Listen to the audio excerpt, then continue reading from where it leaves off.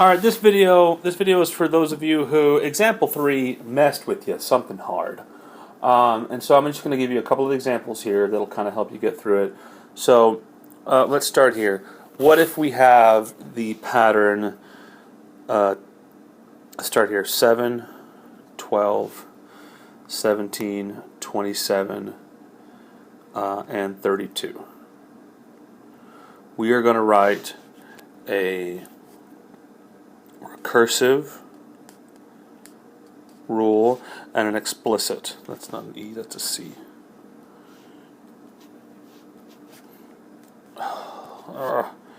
Explicit rule for this. Okay? So first things first, you need the distance.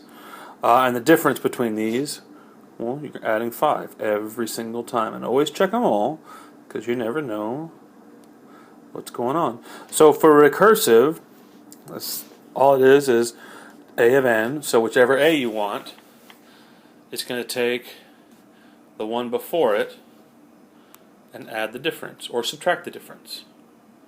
That's all you need for your recursive. Your explicit, on the other hand, needs 2 pieces of information. Remember, it needs both the difference and the starting point. It needs the difference and the starting point. So, since this is the first one, we need to go back to point 0. Well, that would be 2. If I subtracted 5 to go backwards, that would be my starting point right there. That's 2. So, for my explicit, it's y equals, remember, my difference times x. My difference in this case is 5. So 5x plus my starting point. Okay. I'm going to give you 2 more examples like this. I kind of want to just put the example up there, and I want you to try it. And then come back and look at the answers, okay? Give me a second. Alright, there you go. There are your next 2 patterns. I want you to try and give for both of these both a recursive and an explicit rule. Alright? For both of these. And then come back and watch the videos and see if you can do it. Alright? Recursive, explicit. Alright, if you're not done yet, obviously pause the video and come back. So for recursive, we need the difference. So if I take 18.9 and subtract 13.2, I get 5.7. So to go from one to the next, I added 5.7. And then I do 24.6 minus 18.1, you'll realize, oh yeah, again, I added 5.7. And then last but not least, if you take 30.3 and subtract 24.6, remember, oh yeah, I added 5.7. So your recursive rule is simply,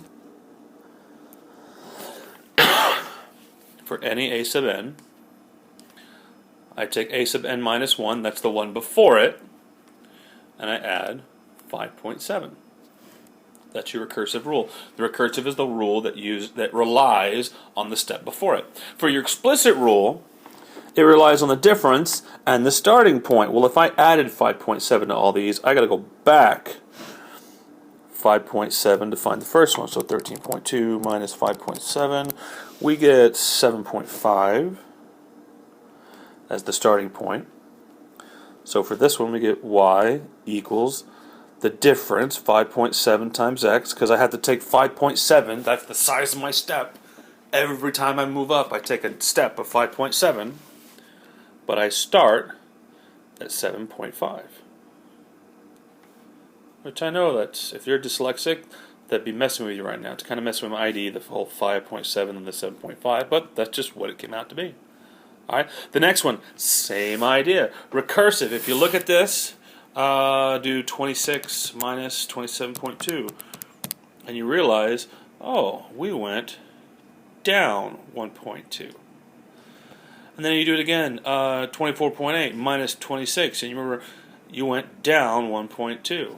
Do it again, you went down 1.2. Therefore, your recursive is a sub n equals a sub n minus 1 minus 1.2.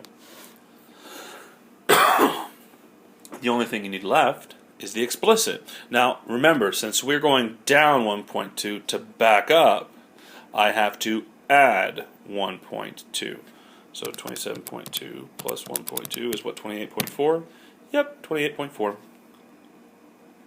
That's your starting point.